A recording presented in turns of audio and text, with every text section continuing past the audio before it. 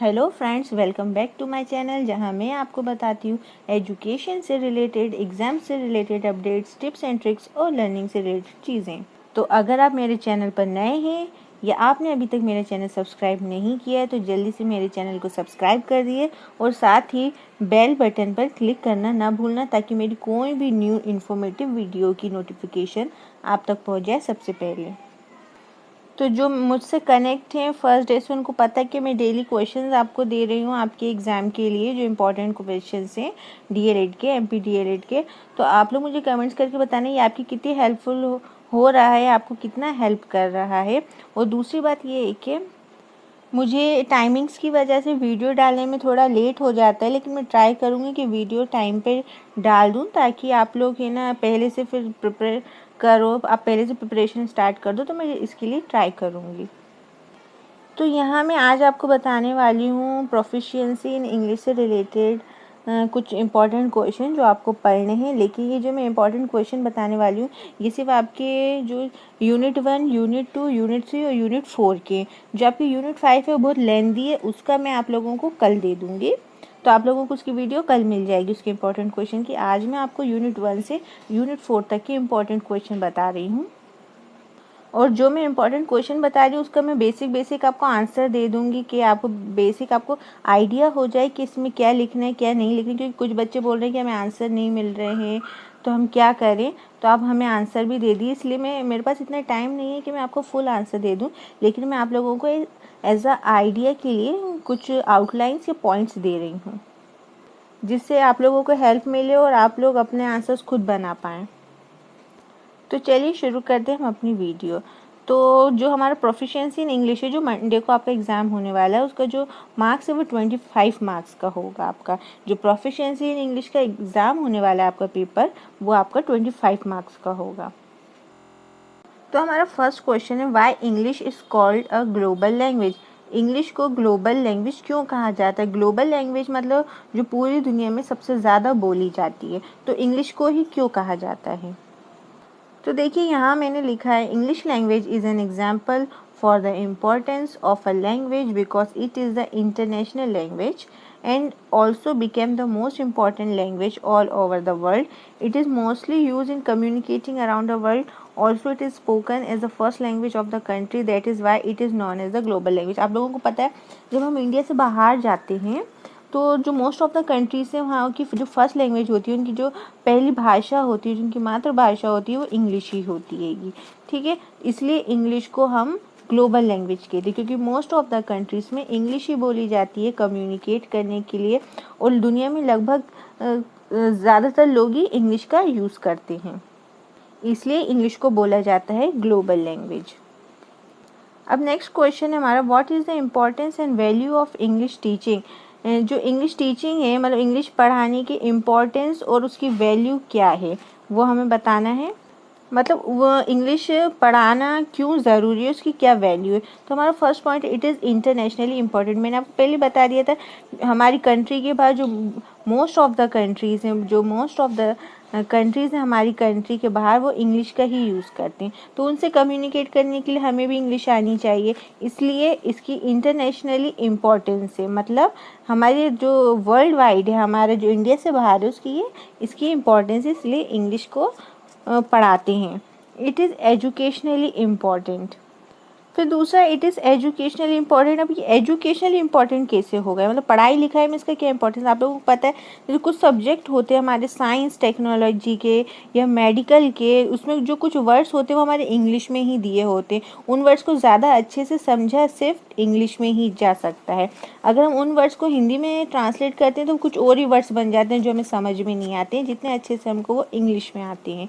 इसलिए जो भी हमें साइंस टेक्नोलॉजी है या मेडिकल एजुकेशन है, कुछ भी है जहाँ पर कुछ ज़्यादा हाई फाई इंग्लिश लगती है, कि जहाँ के वर्ड्स कुछ अलग होते हैं, क्योंकि जो आर्ट साइंस और ये मेडिकल वगैरह होती हैं, जो इनकी बुक्स होती हैं, उनके जो ज़्यादातर राइटर्स होते हैं वो बाहर के होते हैं। इसलिए हमें उनको पढ़ने के लिए, उनकी लैंग्वेज समझने के लिए वो क्या बोलना चाहते हैं, हमको इंग्लिश सीखना पड़ती है। अब दूसरा है, इट इज़ कल्चरल इम्पोर्टेंस। अब कल्चरल इम्पोर्टेंस क्यों है इंग्लिश की? अब बहुत से लोग सोचेंगे कल्चर क्या होता है जो हिंदी मीडियम के हैं, तो मैं आपको बताती हूँ कल्चर क्या होता है, मतलब सांस्कृतिक इसकी क्या इम्पोर्टेंस है। अब आप लोगों को पता है कि हम लोगों का दूसरी कंट्री से मेल मिलाप करना है, उनसे कम्युनिकेशन करना है, उनके साथ अच्छे संबंध बनाने, तो हमको इंग्लिश आना बहुत ज़रूरी है। उसी से हमारा जो कल्चरल इम्पोर्टेंस है, जो हमारी सांस्कृतिक धरोहर है, हम उनकी जानेंगे, वो हमारी जानेंगे। और कैसे जानेंगे? जब तक हम कम्युनिकेट नहीं करेंगे। कम्युनिकेट कैसे करेंगे? जब तक हम इंग्लिश नहीं बोलेंगे।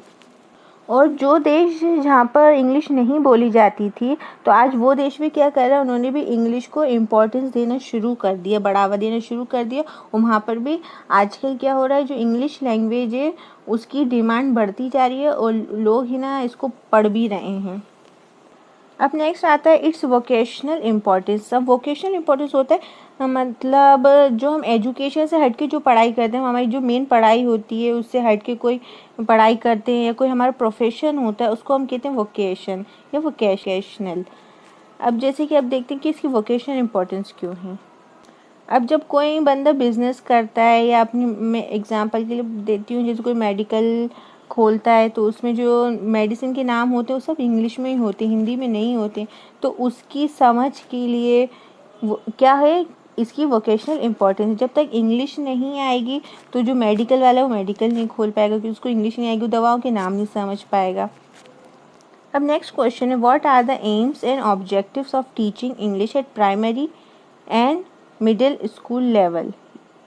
तो आपको ये क्वेश्चन जो है वो दो तरीके से आ सकता है, या तो ऐसे आ सकता है what are the aims and objectives of teaching English at primary and middle school level, या फिर आप लोगों को ये primary and middle school level की जगह इंडियन स्कूल भी लिख सकते हैं। जैसे what are the aims and objectives of teaching English at Indian schools, तो हम देखेंगे कि इंग्लिश पढ़ाने के एम्स यानी मोटिव क्या है, इसके लक्ष्य क्या हैं, ठीक है, इसके कारण क्या है। तो फर्स्ट है हमारा to speak English fluently. Indian school में इंग्लिश क्यों पढ़ाई जाती है मिडिल स्कूल से या प्राइमरी से? ताकि बच्चों की जो इंग्लिश की फ्लुएंसी है, मतलब अटक अटक की ना बोलें, वो फ्लुएंटली कुछ भी जो इंग्लिश में सेंटेंस है वो आराम से बोलें। To speak English with correct pronunciation. बहुत से लोगों का प्रोनाउंसिएशन सही नहीं होता हैगा, वो इंग्लिश तो बोल लेते लेकिन उनका प्रोनाउंसिएशन ख़राब होता है। तो उसको सही करने के लिए भी क्या होता है, जो इंग्लिश है वो प्राइमरी और मिडिल स्कूल में पढ़ाई जाती है इंडियन स्कूल में। To read English with proper understanding, और इंग्लिश को पढ़ने के लिए, उसको सही से समझने के लिए भी इंग्लिश पढ़ाई जाती है। क्योंकि बहुत से लोग क्या करते हैं, इंग्लिश पढ़ते जाते लेकिन उनको समझ में नहीं आता उन्होंने पढ़ा क्या है। वही अंडरस्टैंडिंग के लिए, वही समझ के लिए क्या होता है, जो प्राइमरी स्कूल है और जो मिडिल स्कूल है वहाँ इंग्लिश पढ़ाना स्टार्ट किया जाता है, ताकि आगे चल के इनकी इंग्लिश जो है वो इम्प्रूव होती जाए। Be able to read books and magazines written in English. जो इंग्लिश में बुक्स आती हैं और मैगजीन आती हैं उनको हम पढ़ सकें, इसलिए भी हम लोगों को हमारे स्कूल्स में इंग्लिश सिखाई जाती है। फिर है use of learn words correctly. जो शब्द हैं उनको सही ढंग से कैसे याद करें वो सिखाया जाता है। To encourage to have delight in reading in students. अगर बच्चों को इंग्लिश आएगी तो आगे चल के क्या वो रीडिंग भी मज़े से कर पाएंगे। अगर जिनको इंग्लिश नहीं आती है ना, वो हमेशा कतराते हैं पढ़ने में, है ना। तो अगर हम बच्चे को प्राइमरी या मिडिल स्कूल से इंग्लिश पढ़ना सिखाएंगे, इंग्लिश सिखाएंगे, तो वो आगे चल के क्या होगा, वो रीडिंग कर पाएगा, उसे झिझक नहीं होगी। अब नेक्स्ट क्वेश्चन है how does listening help in learning English. या ये क्वेश्चन आ सकता है discuss the importance of listening skills, या describe the importance of dictation in listening skill. ये क्वेश्चन आपको 3 तरीके से पूछा जा सकता है। तो चलिए देखते हैं इसका आंसर क्या होगा और कैसे लिखना है। पहले मैं इस क्वेश्चन का मतलब बता दूं। इस क्वेश्चन का मतलब है कि हमें लिसनिंग स्किल्स का मतलब सुनने की जो हमारी स्किल्स हैं उनका क्या इंपॉर्टेंस है इंग्लिश सीखने में। आप लोगों को पता है जब तक हम करेक्टली सुनेंगे नहीं तो हम करेक्टली लिखेंगे नहीं, करेक्टली लिखेंगे नहीं तो करेक्टली बोलेंगे नहीं। इसलिए जो लिसनिंग है मतलब सुनने की जो हमारी स्किल्स है वो क्या रोल निभाती हैं इंग्लिश सीखने में, तो इस क्वेश्चन में हमको वो बताना है। अब देखिए इसमें क्या लिखा है, when they speak others listen to us, when others speak we listen to them.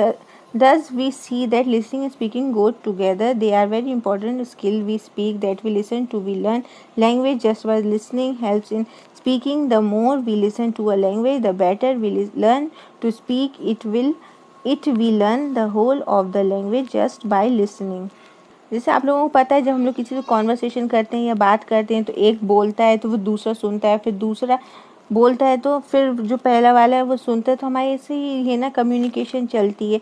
जब तक हमें ना वो जो बोल रहा है जब तक हम वो प्रॉपर तरीके से सुनेंगे नहीं तो हम उसका जवाब कैसे देंगे, तो हमारी कॉन्वर्सेशन आगे नहीं बढ़ पाएगी।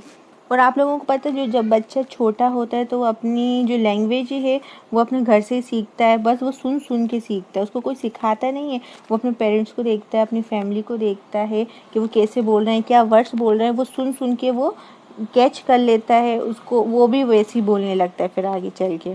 इसका मतलब ये है कि लिसनिंग का कितना इम्पोर्टेंस है, मतलब सुनने का कितना इम्पोर्टेंस है। जब वो छोटा बच्चा भी कैच कर सकता है तो हम लोग जब सही से सुनेंगे तो हम लोग भी क्या कर सकते हैं, कैच कर सकते हैं वर्ड्स को, और हम भी अपनी लैंग्वेज की जो स्किल्स हैं वो बढ़ा सकते हैं। अब है right short notes on the following rhythm और पोज। आप पे ये शॉर्ट नोट आ सकता है या अलग से इसका क्वेश्चन पूछा जा सकता है। तो मैंने यहाँ पर आपको रिदम का बताया। रिदम का बेसिकली मतलब होता है धुन, लेकिन यहाँ पर हम कोई गाने की धुन की बात नहीं कर रहे हैं। हम जो बोलते हैं, यहाँ पर हम इंग्लिश सब्जेक्ट पढ़ रहे हैं तो हम उसकी क्या रिदम्स होती हैं। आप लोगों को पता है जब हम कोई भी वर्ड बोलते हैं तो हमारे मुँह से उसकी आवाज़ें निकलती हैं, है ना, उसी को हम कहते हैं रिदम। तो कहाँ तेज़ बोलना है, कहाँ कम बोलना है, कहाँ धीरे से बोलना है, ये सब चीज़ों को हम कहते हैं रिदम। ठीक है। फिर पॉज। पॉज क्या होता है ये सबको पता होगा, ये नॉर्मल हम बोलते भी हैं। पॉज पॉज मतलब होता है रुकना, थोड़ी देर के लिए कहीं रुकना। आप लोगों को पता है इंग्लिश में हम लोग कहाँ कहाँ रुकते हैं, जहाँ कॉमा आता है, जहाँ फुल स्टॉप आता है या सेमी कॉलन आता है, वहाँ हम क्या करते हैं रीडिंग में। जब रीडिंग आप करते हैं तब ये 3 चीज़ें आती हैं, कॉमा, फुल स्टॉप और सेमी कॉलन। वहाँ हमको थोड़ी देर के लिए पॉज लेना पड़ता है, यानी रुकना पड़ता है। तो अपना नेक्स्ट क्वेश्चन है what is reading, what are its types और what are its aims, what steps be taken while teaching reading to the peoples. Reading क्या है, रीडिंग के टाइप क्या हैं और रीडिंग के एम्स क्या हैं, लक्ष्य क्या हैं। यहाँ रीडिंग में क्या लिखा है, reading is a very important skill to read a foreign language because it opens the gateway of unbounded knowledge. Francis Bacon was perfectly right. He said, reading make a full man. According to Gray, reading is a form of experience. देखिए, जो reading है वो बहुत important skill है। कोई भी language जब हम सीखते हैं सबसे मेन होती है रीडिंग। जब हम कोई लैंग्वेज सीखते हैं तो उसका बेसिक ही होता है रीडिंग। जब तक हमें उस लैंग्वेज की रीडिंग नहीं आएगी तब तक हम उस लैंग्वेज को सीख नहीं पाएंगे। इसलिए जो रीडिंग है वो बहुत ही ज़्यादा इंपॉर्टेंट है। जैसे इन्होंने यहाँ मैंने लिखा है फ्रांसिस बेकन के मुताबिक, फ्रांसिस बेकन हैं एक राइटर हैं, ऑथर हैं, ठीक है। उनके मुताबिक जो रीडिंग है वो इंसान को पूरा बनाती है। जब तक रीडिंग ना हो तो हमको कुछ नहीं आ सकता। तो यहाँ मैंने लिखा he said reading make a full man, इंसान को पूरा बनाती है। ऐसी ग्रे भी एक राइटर हैं, ऑथर हैं, तो उन्होंने लिखा है reading is a form of experience. आप कभी कोई बुक पढ़ना, कोई किसी दिन एक बुक उठा के देखना, जब आप वो बुक पढ़ लेते हो, ख़त्म कर लेते हो, आपको उस बुक से बहुत सारे एक्सपीरियंस मिलते हैं। छोटे मिले या बड़े मिले लेकिन आपको बहुत सारे एक्सपीरियंस मिलते हैं। तो रीडिंग क्या है, रीडिंग से हमारे बहुत सारे एक्सपीरियंस बिल्ड होते हैं। एक एक्सपीरियंस तो वो होते हैं जो हम चीज़ों को देख कर लेते हैं, और एक होता है हम रीडिंग से हमारे जो एक्सपीरियंस है वो बहुत बनती है। जो रीडर्स होंगे, जो बुक्स रीड करते होंगे, उनको बहुत अच्छे से पता होगा। अब है एम्स ऑफ रीडिंग, मतलब रीडिंग करते क्या है, इसके लक्ष्य क्या है रीडिंग करने के। First to increase passive vocabulary, तो अपनी जो पैसिव वोकैबुलरी है उसको इंक्रीज़ करने के लिए। Passive means inactive, inactive means जो आपको नहीं आती है वोकैबुलरी। बहुत से लोग होते हैं उनको बस थोड़े से वर्ड्स आते हैं इंग्लिश में, वही यूज़ करके वो लोग क्या करते हैं अपनी इंग्लिश बोल लेते हैं। कुछ वर्ड्स उनको पता ही नहीं होते कहाँ क्या यूज़ करना है, कहाँ कैसे यूज़ करना है। तो वो चीज़ को बढ़ाने के लिए हमें रीडिंग बहुत अच्छा ऑप्शन है। जब हम रीड करते हैं तो हमें नए नए वर्ड्स मिलते हैं, इससे हमारी जो वोकैबुलरी यानी हमारी शब्दावली है वो बढ़ती है। फिर दूसरा to inculcate a habit for reading for pleasure and profit, मतलब फ़ायदे के लिए और इन्जॉय के लिए भी रीडिंग इम्पॉर्टेंट है। रीडिंग का ये एम भी है कि अगर आप बोर हो रहे हैं या कुछ नहीं तो हमने कुछ पढ़ लिया उठा के, तो इससे क्या हो रहा है, हम इन्जॉय कर, हम बोर भी नहीं हो रहा, हमारा टाइम पास भी हो जाएगा। और इससे हमें क्या प्रॉफिट क्या होगा, हमें नए नए वर्ड्स सीखने को मिलेंगे, नई नई चीज़ें जानने को मिलेगी। जो जगह हम नहीं गए हैं हम उसके बारे में कुछ पढ़ें, उसके बारे में कोई बुक पढ़ें, तो उससे क्या होगा, हमें जगह के बारे में काफ़ी कुछ पता चल जाएगा बिना जाए हुए, है ना। फिर नेक्स्ट है एडवांटेजेस ऑफ रीडिंग, रीडिंग के फ़ायदे क्या हैं।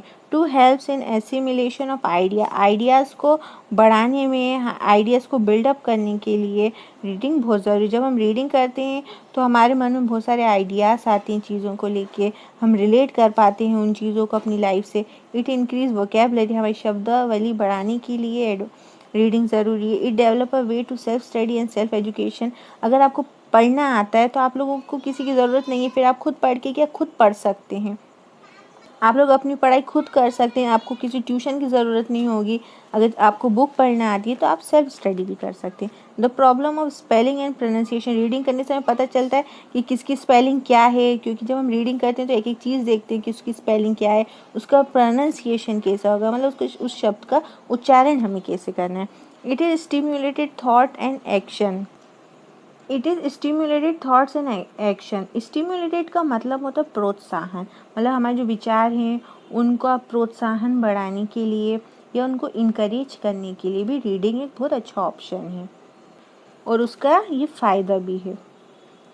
अब है टाइप्स ऑफ रीडिंग। रीडिंग दो तरीके की होती हैं, लाउड रीडिंग और साइलेंट रीडिंग। ये आपको आपकी बुक्स में मिल जाएगा या आप नेट पे सर्च कर लेना इसकी डेफिनेशन कि लाउड रीडिंग क्या होती है और साइलेंट रीडिंग क्या होती है। नेक्स्ट क्वेश्चन आपको पूछ सकते हैं कि वर्ड अटैक स्ट्रेटजीज़ क्या होती हैं। वर्ड अटैक स्ट्रेटजीज़ क्या होती हैं? तो वर्ड अटैक स्ट्रेटजीज़ होती हैं, तो मैं आपको बताती हूँ। मेक प्रेडिक्शंस, इसका मतलब ये है कोई भी चीज़ों को सीखने के लिए हम क्या क्या स्ट्रेटजीज़ यानी प्लानिंग कर सकते हैं कि हमें वो ईज़िली हम उसको ग्रास्प कर पाएँ, वो हमें ईज़िली याद हो जाए। तो फर्स्ट है मेक प्रेडिक्शंस। इसका मतलब अगर आप कोई वर्ड देख रहे हो या सेंटेंस देख रहे हो, आपको उसका मीनिंग नहीं पता है, तो आप प्रेडिक्शन करो, मीन्स अपने मन में जानो कि इसका मतलब ये हो सकता है, शायद इसका मतलब वो हो सकता है। जब आप ये कर लो फिर उसके बाद आप देखो कि या किसी से पूछो कि उसका प्रेडिक्शन जो आपने उसका अंदाज़ा लगाया था वो कितना सही था और कितना गलत था। इससे आपको पता चलेगा कि आप वर्ड्स कैसे पहचानें कि आपकी ताकत क्या है, आपका जो प्रेडिक्शन है वो सही है या गलत है। और यह आपको चीज़ों को याद करने के लिए भी बहुत हेल्पफुल है। सेकेंड है विजुअलाइज। ये हम सबके अंदर होता है। जब हम कोई स्टोरी सुनते हैं, कोई कहानी सुनते हैं या कुछ भी सुनते हैं तो क्या होता है हमारे अंदर थॉट्स चलने लगते हैं। कोई कहानी है कि वो लड़की वहाँ गई, उसने पेड़ पे चढ़ी, तो हम लोग वो मन में भी सोचने लगते हैं कोई लड़की है वो जा रही है, वो पेड़ पे चढ़ गई, मतलब हमारी जो मूवी है वो हमारे मन में चलने लगती है। तो इससे क्या होता है हम कोई भी चीज़ बहुत अच्छे से ग्रास्प कर सकते हैं और याद कर सकते हैं अपने विजुअलाइजेशन से। फिर दूसरा है आस्क एंड आंसर क्वेश्चंस। इसका मतलब जब आप कोई चीज़ पढ़ रहे हो या लिख रहे हो, कुछ भी कर रहे हो, आपने कुछ लिखा है या पढ़ा, उसमें से किसी चीज़ का आपको मतलब नहीं पता, तो आप उसको क्या करें, लिख लो और फिर आप किसी से पूछो या फिर आप डिक्शनरी उठा के देख सकते हो कि उसका मतलब क्या था। तो इससे क्या होता है लिखने से कि आप लोगों को याद रहता है कि इसका मीनिंग क्या था, मैंने क्या लिखा था। फिर फोर्थ है connect the text to life. जो आप ये वाला जो पॉइंट है ये मोस्टली हम सभी यूज़ करते हैं। जब कोई चीज़ होती है हम उसको अपनी लाइफ के साथ कनेक्ट करते हैं। जैसे कि कोई वर्ड है, हम उसको दूसरे वर्ड के साथ जोड़ देते हैं। इससे हमारा क्या होता है, आसानी से हम लोग क्या कर सकते हैं, याद कर सकते हैं उस चीज़ को कि उसका मतलब क्या होगा।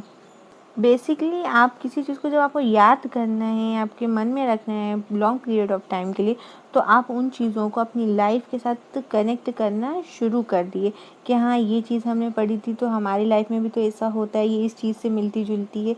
तो इससे क्या होगा कि आप लोगों की जो लर्निंग पावर है, रीडिंग पावर, चीज़ों को याद करने की जो पावर है वो अच्छे से बिल्डअप होगी और स्ट्रॉन्ग होगी। अब है ओरल ड्रिल और इट्स इम्पॉर्टेंस। ओरल ड्रिल क्या है, उसकी इम्पोर्टेंस क्या है।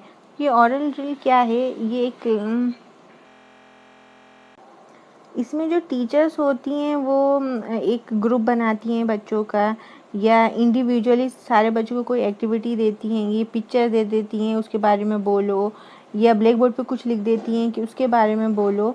उससे क्या होता है जो बच्चे होते हैं ना उनके अंदर जो बोलने की उनका जो बोलने का वे है वो अच्छा होता है, उनकी जो लैंग्वेज है उसमें फ्लुएंसी आती है, मीन्स वो आसानी से बोल सकते हैं। कुछ बच्चे डरते हैं चीज़ों को बोलने में 4 लोगों के सामने, तो जो ओरल ड्रिल है वो बहुत से स्कूलों में कराया जाता है। बच्चों को स्टेज पे बुला लेते हैं या कहीं भी बुला लेते हैं, उनके साथ कॉन्वर्सेशन करते हैं। तो इससे क्या होता है जो बच्चे होते हैं उनके अंदर मोटिवेशन जागता है, वो इनकरेज होते हैं बोलने के लिए। ठीक है।